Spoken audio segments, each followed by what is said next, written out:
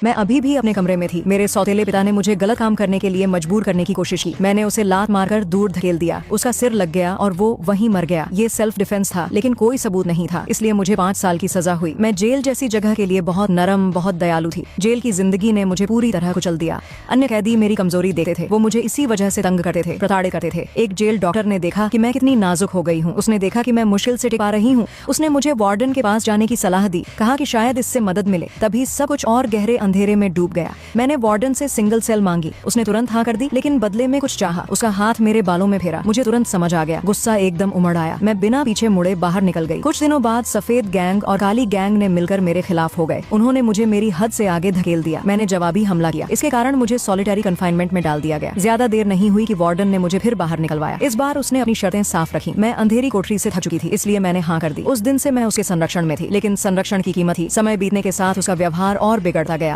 वो हर दिन नई हदें पार करता। वो मुझे गैर कानूनी काम करने के लिए भी मजबूर करता। मैंने दूरी बनाने की कोशिश की, गायब होने की कोशिश की, लेकिन जब मैं घायल हुई तो वो मेरे पास आया। उसका हाथ धीरे धीरे मेरी जांघ पर चढ़ा। एक नर्स ने सब देख लिया। उसे पूरी बात समझ आ गई। उसने चुपके से मेरी मदद करने का फैसला किया, लेकिन कैमरे ने सब कैद कर लिया। वार्डन ने गार्ड्स भेजे और उसे हमेशा के लिए चुप करवा दिया। जब मुझे पता चला कि वो चली गई तो मेरे अंदर कुछ पूरी तरह टूट गया। जल्द ही मुझे पैरोल का मौका मिला। वार्डन ने मदद करने का वादा किया, यहाँ तक कि वो मुझे सांत्वना देने का नाटक भी करने लगा। अगले दिन सुनवाई में अचानक उसने मुझे झगड़े का आरोपी ठहराया। उसने मेरी सजा बढ़ाने की मांग की। तभी मैंने अपना फोन निकाला। मैंने रिकॉर्डिंग प्ले की। उसकी कांपती उत्तेजित आवाज